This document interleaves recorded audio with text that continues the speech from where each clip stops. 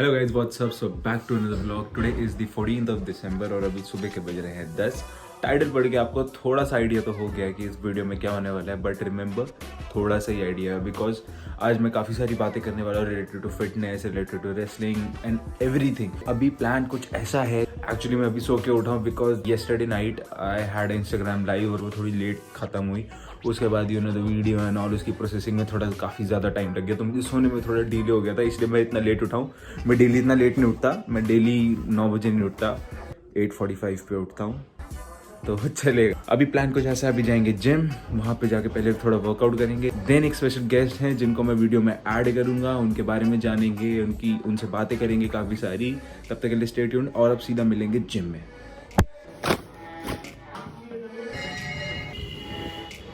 Shot लेने के चक्कर में भूल गया कि स्कूटी से जाना है, मैं इसलिए बैग लेके पैदल निकल गया था। तो I have just reached my gym और अभी मैं आपको पूरा जिम टूर भी दूंगा और इसमें यहाँ पे मेरे जिम में क्या क्या स्पेशलिटीज़ हैं उसका भी मैं आपको टूर दूंगा, और कौन है वो स्पेशल गेस्ट जो व्लॉग में आएगा उनसे भी मिलवाऊंगा। सो अभी थोड़ा करेंगे वर्कआउट, आज करेंगे थोड़ा कार्डियो और whole body workout. So we have a dog here in the gym. He is Risky. His name is Risky. Hi Risky, how are you? As you can see, he is an husky. And वो मेरे पास आ रहा है, मुझे बहुत डर लगता है, तो मैं यहाँ से जा रहा हूँ। हस्की आते जा रहा है, यहाँ से जा रहा है। Okay, he is very friendly. मैं मजाक कर रहा हूँ, मैं इससे रोज़ मिलता हूँ। Hi Risky, how are you?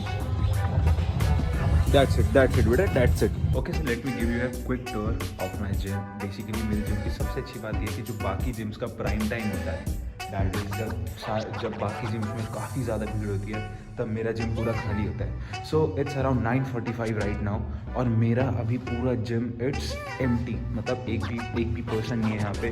सो आजकल ये कोरोना टाइम में तो बहुत ही अच्छी बात है एंड वो बहुत पूरा ओल्ड स्कूल जिम है। मैं अच्छे से अभी पूरे जिम के बारे में बताऊंगा कि वाई इट इज़ सो, और पूरा अच्छे से बताएंगे। मीनवाइल तब तक मैं अपना वर्कआउट स्टार्ट करता हूँ और मिलते हैं वर्कआउट के बाद।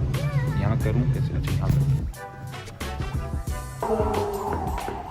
सो मीनवाइल मैं आपको दिखा देता हूँ मेरे जिम बैग में क्या है। आज दिस इज़ द टेक 2, मैं चीज़ें बाहर निकाल चुका हूँ। So here it is, I have a jumping rope, इसको मैं डेली यूज़ करता हूँ। Then I have this pouch of my earphones. After that I have a bottle of water, 1 litre, drink water, keep yourself hydrated. Then I have this in it, I don't know why. उसके बाद I have my gym gloves, जिसको मैं बहुत rare use करता हूँ, बहुत ही ज़्यादा।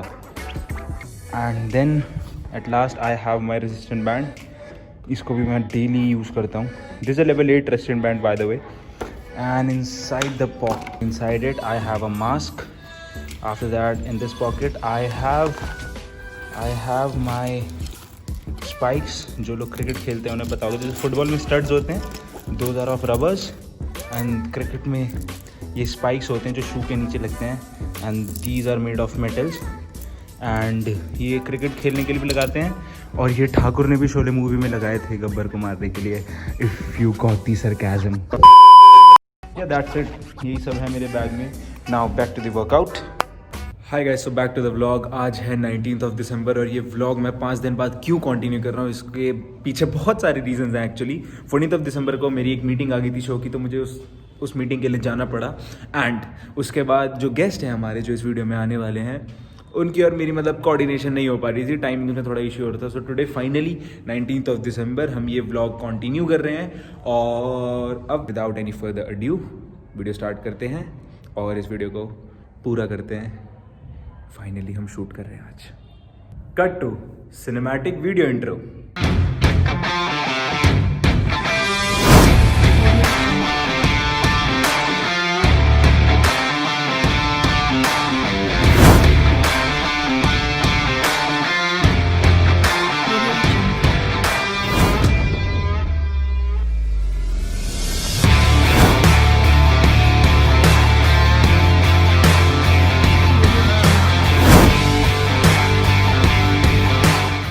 So guys, finally after 5 days we are completing this vlog, we are completing this video, and first of all I would like to welcome our honorable guest of this video, Mr. Himanshu Chaudhary. So सबसे पहले question audience आपसे ये जानना चाहती है कि shooting में इतना टाइम कैसे लग गया? बिजी था, बहुत ज़्यादा बिजी थे। एक्चुअली प्रॉब्लम यही थी कि स्केड्यूल मैच नहीं कर पा रहा था। So first of all, sir, starting with your career, you are a professional wrestler, okay? And आपका फैमिली बैकग्राउंड भी रेसलिंग से ही है, राइट? सो उसके बारे में कुछ पहले बताइए। मेरे परदादा जी, दादा, फादर, मैं, ये पूरी पीढ़ी दर पीढ़ी हम पहलवान हैं। पहले मेरे परदादा थे, फिर मेरे दादाजी रहे, जब तक दंगल हुआ करते थे। उसके बाद कंपटीशन स्टार्ट हो गया तो मेरे फादर यूनिवर्सिटी में कलर होल्डर रहे हैं। उसके बाद मेरा रहा है कंपटीशन, मेरा बेस्ट रहा Asian championship bronze medal.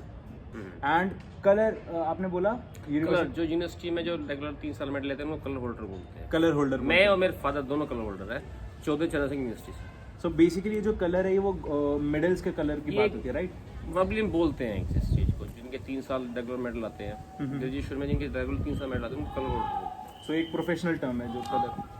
So audience, एक नई चीज़ भी हमें पता लगी कि जो रेगुलर मेडल्स लाते हैं उन्हें कलर होल्डर बोलते हैं। So talking about Asian championship, और उसमें आपने इंडिया को रिप्रेजेंट किया था, राइट?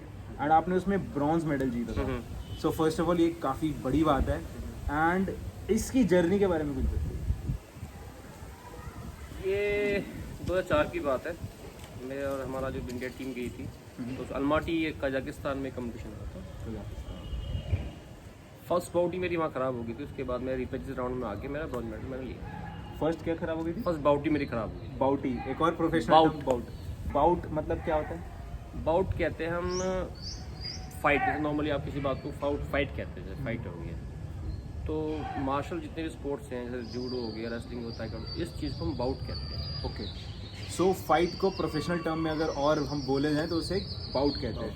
तो आपकी फर्स्ट बाउट खराब हो गई थी। हाँ। खराब एज इन मतलब मैं हार गया था। आप हार गए थे। और कहाँ का रेसलर था, आपको याद है कुछ? शायद जापान का था। ओके, सो जापान के रेसलर से। अच्छा, इस पूरी अगर हम एशियन चैम्पियनशिप की बात करें, आपने ब्रॉन्ज मेडल जीता, but through out the competition, through out the championship आपको कोई ऐसा मतलब याद है, कोई ऐसा ओपोनेंट जिसमें आपको लगा हो कि यार इसको हराना बहुत डिफिकल्ट था? फर्स्ट बाउट ही थी वही जापान वाला, सबसे डिफिकल्ट वो था। एंड आपने कजाकिस्तान में करा। ऐसा देखते भी हम कि जो ज़्यादातर रेसलिंग की चैम्पियनशिप्स होती है वो कजाकिस्तान में ही होती है। इसका क्या रीज़न है? जो जितना भी साउथ रशिया है, रशिया का टूटा पार्ट है, इसमें रेसलिंग बहुत डोमिनेट करती है। और इन सब में से जो सबसे बड़ा है वो कजाकिस्तान है। तो मेजर पार्ट जो है रशिया के जो रेसलर्स हैं वो कजाकिस्तान में बहुत ज़्यादा है, बहुत ज़्यादा, इसलिए वो डोमिनेट करती है।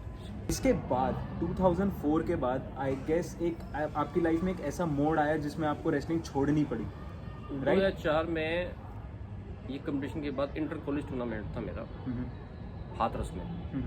तो मैंने क्वालिफिकेशन मैंने हाथरस से ही किया। वहाँ मेरा शोल्डर डिस्लोकेट हो गया। उसके बाद फिर मेरी लाइफ थोड़ी स्पोर्ट्स को लेके थोड़ी वीक हो गई। रेसलिंग का वहाँ से एक ड्रास्टिक चेंज आ गया। हाँ। तो आपने कितने साल तक रेसलिंग नहीं करी? मैं तकरीबन 4, 5, 6 तक मैंने रेसलिंग नहीं करी है। 2006 मेरे साथ में दोबारा से मैंने दिल्ली स्टेट से मैं गोल्ड मेडल लेके नेशनल में गया था, ये मेरा बेस्ट था। उसके बाद मैंने रेसलिंग छोड़ दी मैंने। इनको कर तो 2007 में कमबैक करा, क्योंकि ये जो फ्रेज़ होता है जिसमें एक स्पोर्ट्समैन को उसका स्पोर्ट्स छोड़ना पड़ता है, जैसे आपने बोला 2004 से 2007 तक आपने नहीं करा, काफ़ी सारी डिफ़िकल्टीज आपने इस दौरान वो करी होंगी, राइट? ये जो टाइम होता है ये बेस्ट टाइम होता है अपना। तो उस टाइम में तकरीबन 25 साल का हुआ शायद तकरीबन। तो यही टाइम होता है जॉब लेने का, हर चीज़ करने का, बेस्ट परफॉर्मेंस का। वो मेरा ख़राब था काफ़ी, तो मतलब वो मेरा डाउनफॉल हो गया था। उसके बाद मैं रेसलिंग में बहुत ज़्यादा अच्छे लेवल तक कर दिया। बट स्टिल 2007 में जैसे आपने कमबैक वाली बात करी, बहुत बड़ी बात होती है इतने ड्रास्टिक चेंज के बाद एक कमबैक करना, दैट टू दिल्ली को रिप्रेजेंट करना नेशनल्स में। तो वो कैसी चैंपियनशिप रही थी नेशनल्स की? वो बढ़िया चैंपियनशिप थी मेरी, और मैंने यहाँ मेरी काफ़ी अच्छी बाउट हुई थी यहाँ पे दिल्ली स्टेट में। और मेरी तकरीबन 5 बाउट, 5 मेरी बहुत ज़्यादा टफ थी। तो मैं यहाँ से मैं निकाल के नेशनल में गया था। नेशनल में सेमीफाइनल तक गया हूँ मैं, सेमीफाइनल में आ गए, बट स्टिल सेमीफाइनल तक आपने गए, सो उसके लिए congratulations. Thank you. And after that एक प्रोफेशनल रेसलर की जो मतलब आपकी जब जर्नी मतलब कहीं ना कहीं एंड होने लगी, और वो भी आपकी चॉइस थी, राइट?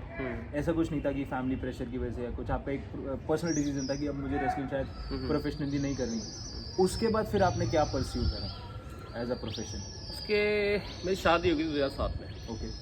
मेरी बच्ची होगी 2008 में। ओके। तो उसके बाद सोचा भी कुछ काम कर लेते हैं, जॉब मेरी थी नहीं। उसके बाद मैंने प्रॉपर्टी का काम किया, जॉब उसमें प्रॉपर्टी कंसल्टेंसी करके मैंने एक ऑफिस खोला यहाँ पे।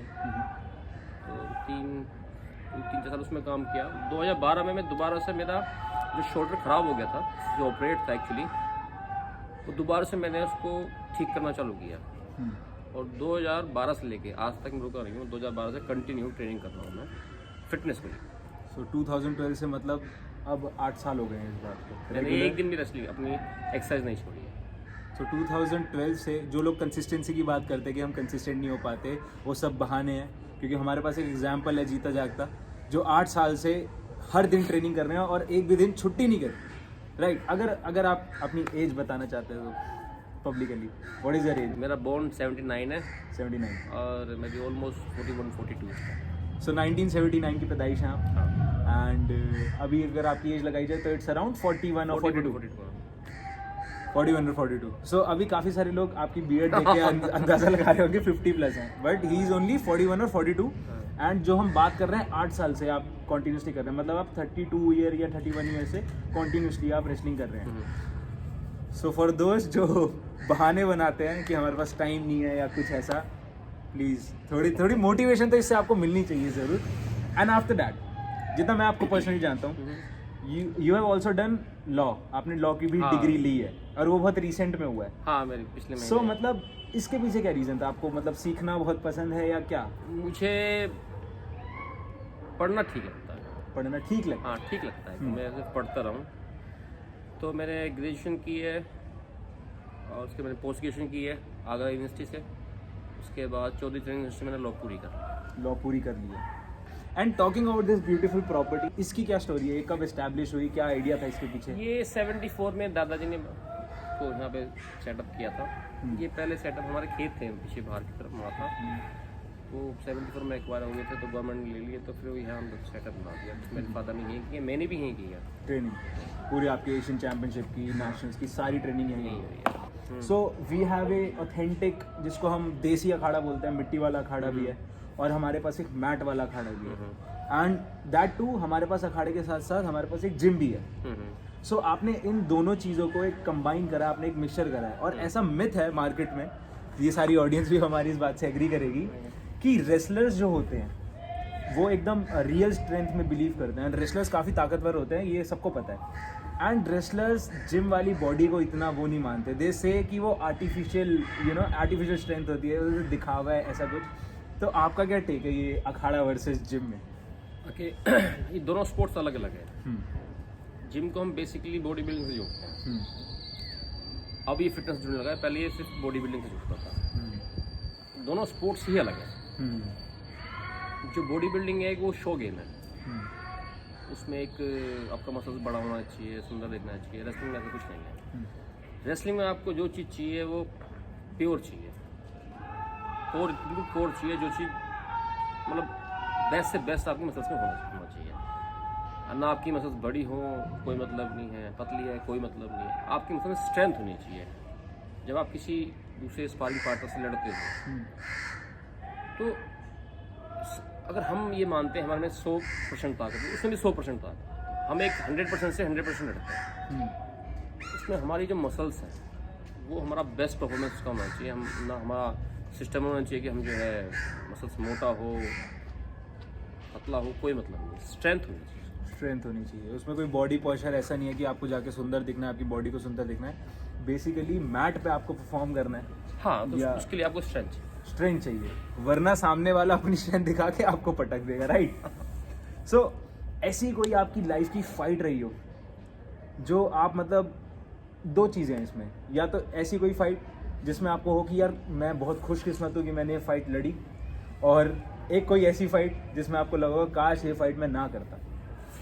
ओके, साथ में मेरी फाइनल बाउट थी और सर्दियों का से टाइम था निकाल कर, तो तकरीबन 7:30-8 बजे थे और मैट पे पूरा ओस हो गया था। ओपन में था मैट? हाँ।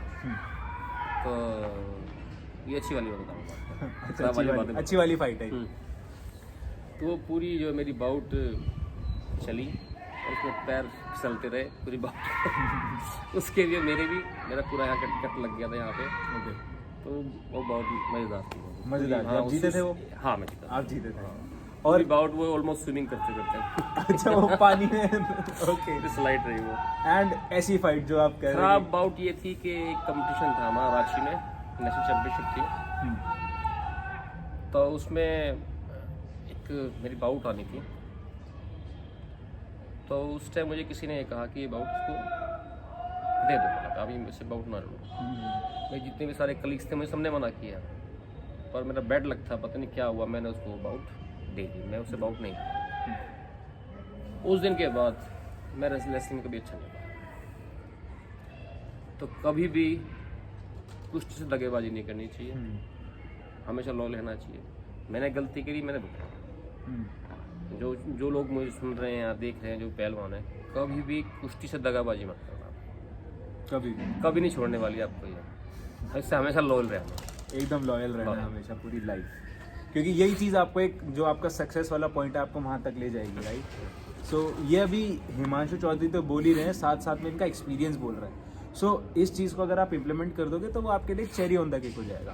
एंड अब थोड़े वियर्ड क्वेश्चन हैं, अब थोड़ा और मसाला डालते हैं इस वीडियो में। सो कुछ ऐसे मिथ्स हैं रेसलर्स के बारे में। फर्स्ट ऑफ ऑल तो ऐसा बोलते हैं लोग कि रेसलर जो होते हैं वो अपने कान ऑलरेडी तुड़वा लेते हैं, नाक अपनी ऑलरेडी तुड़वा लेते हैं कि वो लड़ाई में उनको उससे दिक्कत ना होता है। ये मिथ है या सच बात है? ये मिथ है। ये मिथ है। बट जैसा अगर मैं दिखाऊंगा कैमरे में, मैं ये डाल दूंगा, जैसे आपके ईयर्स है वो थोड़े हार्ड है, थोड़े पत्थर जैसे हैं। सो ये कैसे हो जाता है? ओके, इसमें क्या है कि हमारी कान में छोटी छोटी कार्टिलेज होती हैं, वो बहुत मुलायम होती है। तो वो आपस में खेलने से या जब हम रेसलिंग करते हैं तो ये आपस में रगड़ते हैं, वो टूट जाते हैं। बहुत ही मुलायम है, किसी बहुत ज़्यादा मुलायम होती है, किसी की हार्ड होती है। जिसमें थोड़ी हार्ड है तो टूट गई, टूटने के बाद में फ्रूट जम जाता है, और फ्रूट वाकई वो बाद में इस तरह से ये कानों की बन जाता है। कान मतलब है, फिर ऐसे कोई किसी को नहीं तोड़ता, ये अपना fruit. And the second thing, wrestler की डाइट। सो एक रेसलर एक दिन में कितनी कैलोरीज इनटेक करता है? ओके, जब हम ट्रेनिंग करते हैं, ट्रेनिंग अपने स्टेमिना को बढ़ाने के लिए, अपने पावर को बढ़ाने के लिए, अपनी स्ट्रेंथ को बढ़ाने के लिए, तो उस दौरान तकरीबन 5000 कैलोरीज लेते हैं। 5000 कैलोरीज। और जैसे कंपटीशन पास आने लगता है तो उन चीज़ें हम निकालते रहते हैं चीज़ों को, क्या क्या चीज़ हमें, जैसे वेट कंट्रोल करना बहुत ज़रूरी है। सपोज करो किसको 4 किलो वेट ज़्यादा है, तो ट्रेनिंग कंपटीशन से पहले अपना जो है वो वेट कम करना चालू होगा, तो वो कार्ब छोड़ना चालू कर देगा, पानी छोड़ना चालू करेगा, तो धीरे धीरे वो कम होना लगता है, ताकि हमारा जो है इस तरह हम इस तरह मेंटेन करते हैं कि हमारी एनर्जी भी रहे और हमारा वेट भी कम, तो कैलोरीज वो फ्लक्चुएट होते रहते हैं। 5000 calories, we are talking about a huge number. और इस कैलोरी को वो इसलिए है, हाँ, मैं ऐड कर दूँ, क्योंकि एक बार ट्रेनिंग करने में 2.5 से 3 किलो कम होती है। 2.5 से 3 किलो इतना स्वेट निकलता है कि अगर आप ट्रेनिंग से पहले और ट्रेनिंग के बाद का वेट नापते हो तो 2.5 से 3 किलो बॉडी वेट कम होता है।